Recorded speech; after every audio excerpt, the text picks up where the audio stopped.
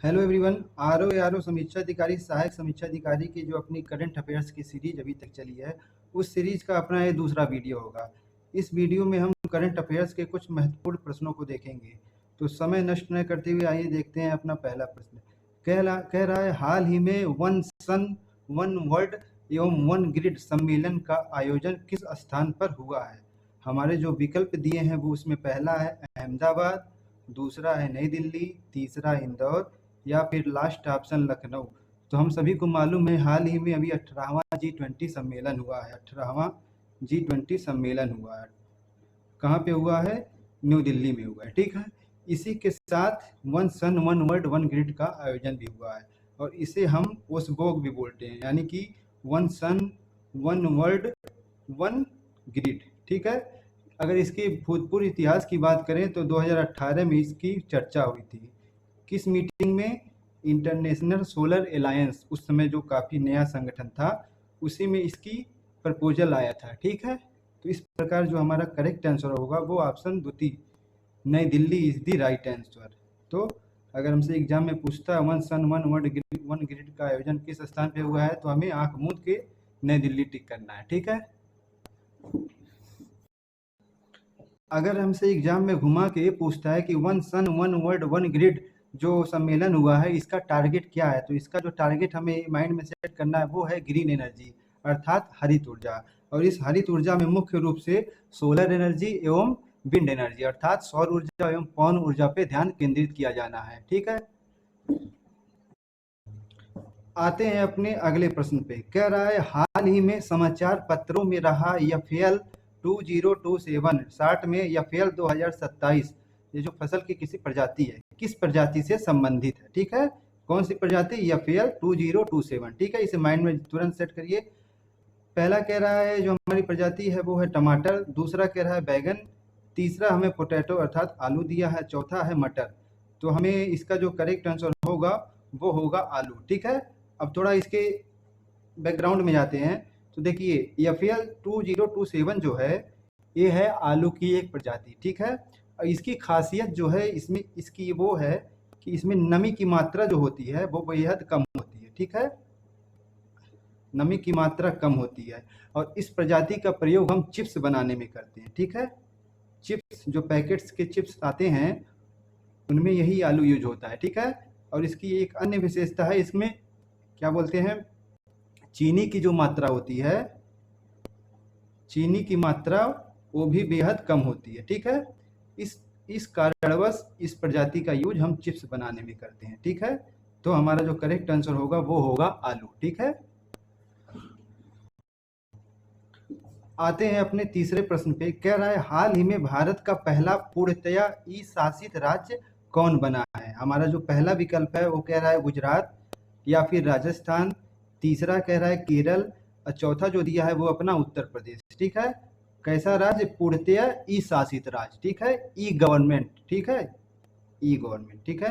तो इसका जो हमारा करेक्ट आंसर होगा वो होगा, दक्षिण का ये राज्य है, बताइए कौन सा होगा? जी हाँ, Kerala is the right answer, option third. ठीक है। देखिए, ई शासित राज्य मतलब होता है सरकारी कार्यों में इंटरनेट को प्राथमिकता दिया जाना, ई गवर्नमेंट। ठीक है।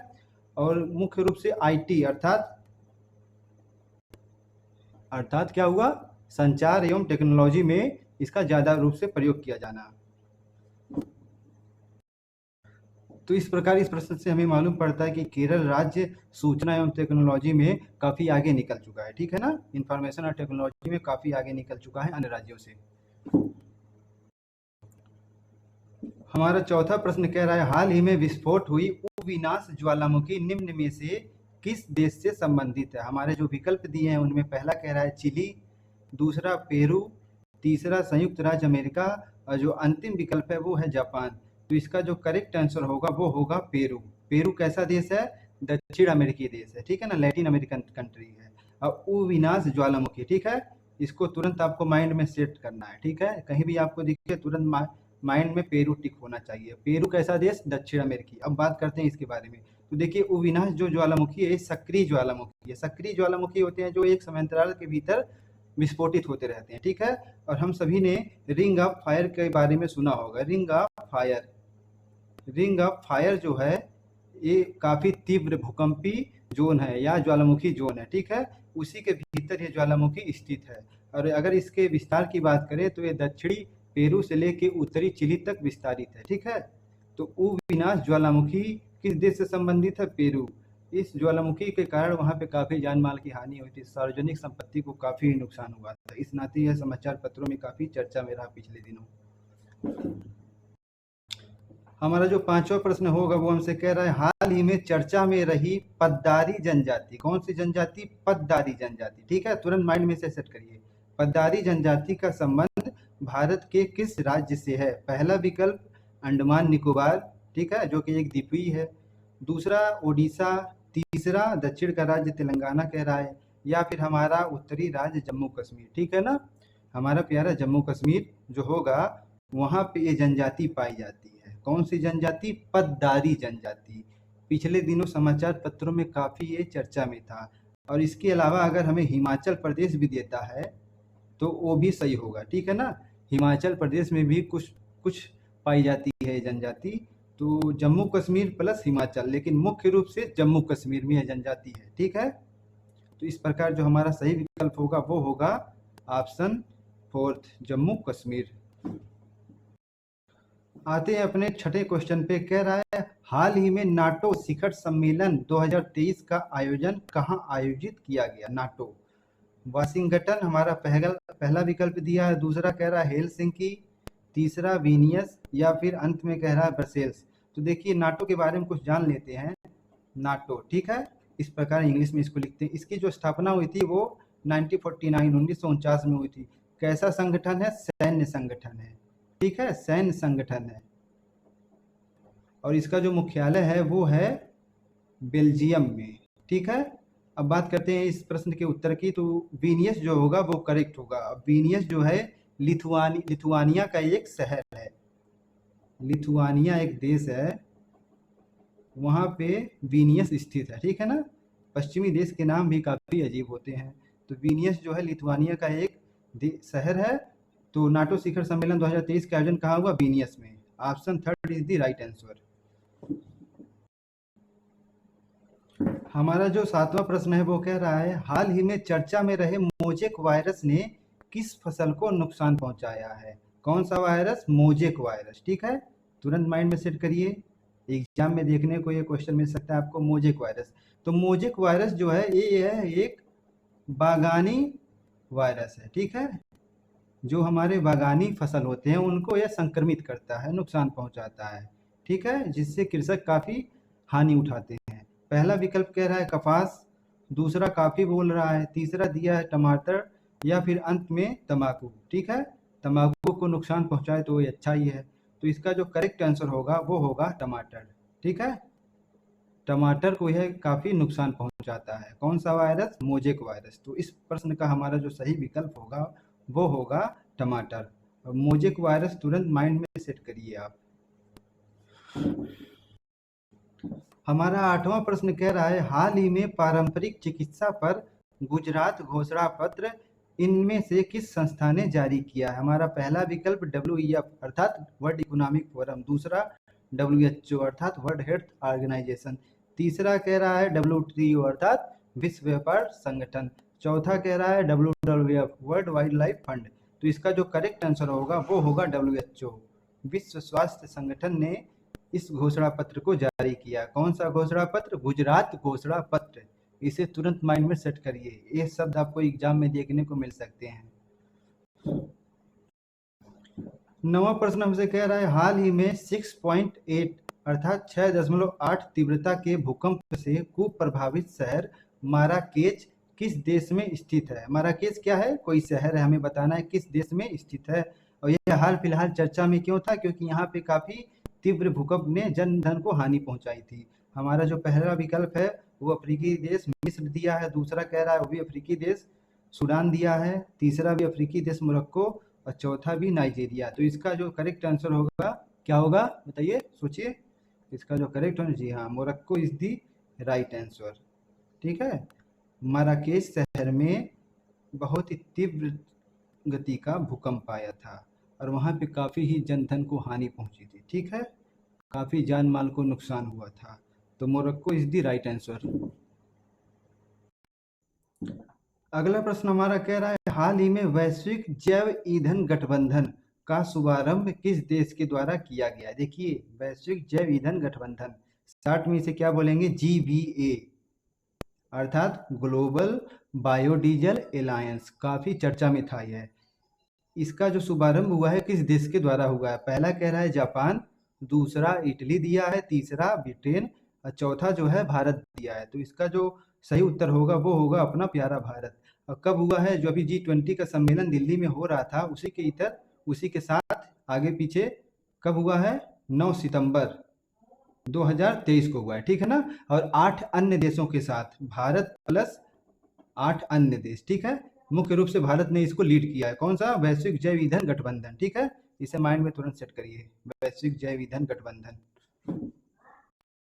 हमारा जो 11वां प्रश्न है वो कह रहा है, सूर्य के अध्ययन के लिए इसरो के द्वारा भेजे जाने वाले भारतीय मिशन का नाम क्या है?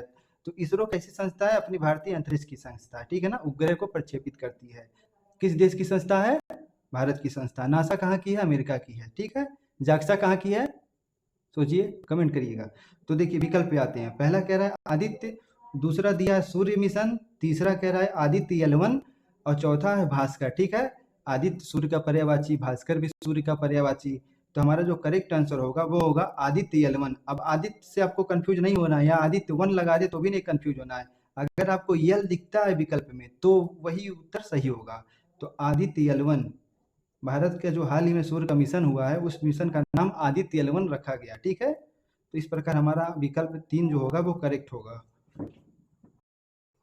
हमारा जो 12वां प्रश्न है वो कह रहा है, हाल ही में 11 जुलाई 2023 को मनाए गए विश्व जनसंख्या दिवस की थीम क्या थी? तो देखिए ये प्रश्न हमें एक चीज ज्ञान देता है कि 11 जुलाई 2023 को क्या मनाया गया है? विश्व जनसंख्या दिवस। तो 11 जुलाई आपको माइंड में सेट करना है, एक अंक भी आपके लिए महत्वपूर्ण है। तो आते हैं इसके थीम पे। विश्व जनसंख्या दिवस का थीम क्या था 11 जुलाई को जो मनाया गया? पहला कह रहा है जीवन और लोग, दूसरा हमें दिया है जलवायु, भोजन और एकजुटता, तीसरा दिया है लैंगिक समानता की शक्ति को उजागर करना, जेंडर इक्वलिटी से संबंधित है। और जो चौथा है वो कह रहा है पर्यावरण संरक्षण को गंभीर चुनौती। तो सभी को मालूम होगा, हम सबने पढ़ा भी है, लैंगिक समानता की शक्ति को उजागर करना। इस बार का जो अपना विश्व जनसंख्या दिवस मनाया गया है वो जेंडर इक्वलिटी पे फोकस कर रहा था। तो हमारा जो विकल्प थर्ड होगा वो करेक्ट होगा। आते हैं नेक्स्ट क्वेश्चन पे, जो कि हमारा 13वां प्रश्न है। कह रहा है हाल ही में फाल्कन शील्ड सैन्य अभ्यास, कौन सा अभ्यास? फाल्कन शील्ड, एक शब्द आपको माइंड में सेट करना है, एग्जाम तक लेके जाना ही जाना है। फाल्कन शील्ड सैन्य अभ्यास का आयोजन किन 2 देशों के मध्य किया गया? काफी देशों के मध्य काफी एक्सरसाइज होते हैं, वायु सैन्य अभ्यास, मिलिट्री एक्सरसाइज, ठीक है, नेवल एक्सरसाइज। तो पहला हमारा जो विकल्प कह रहा है इस प्रश्न का वो दिया हमें रूस एवं चीन, दूसरा कह रहा है चीन एवं संयुक्त अरब अमीरात। संयुक्त अरब अमीरात को हम शॉर्ट में क्या बोलते हैं? UAE। तीसरा हमें दिया है सऊदी अरब व रसिया, और चौथा जो है वो भारत एवं यूनाइटेड किंगडम। तो ठीक है, तो इसका जो करेक्ट आंसर होगा क्या होगा? देखिए भारत देख के आपको इसको नहीं लगा देना है, इसका जो करेक्ट होगा वो होगा चाइना एवं संयुक्त अरब अमीरात, ठीक है। फाल्कन शील्ड, मैं यहाँ लिख देता हूँ एक बार फिर से बोल्ड लेटर में, फाल्कन शील्ड एक्सरसाइज किसके बीच? चाइना प्लस UAE, इन देशों ने किया है, जिसके कारण भारत के समस्त सुरक्षा की स्थिति उत्पन्न हो गई थी, ठीक है। भविष्य में भारत को चाइना से सतर्क रहने की काफ़ी आवश्यकता है, चाइना एवं पाकिस्तान। अगला प्रश्न कह रहा है, जो कि हमारा 14वां प्रश्न होगा, हाल ही में खबरों में देखी गई पुल्लिक कला लोक कला किस राज्य से संबंधित है? पुल्लिक कली, ठीक है। यह कैसा शब्द है? दक्षिण भारत का शब्द है। तो हमसे पूछ रहा है जो कला है ये किस राज्य में संबंधित है? कैसा कला है? खेल कला है, नृत्य कला है, संगीत कला है, जो भी है, युद्ध कला है, क्या है?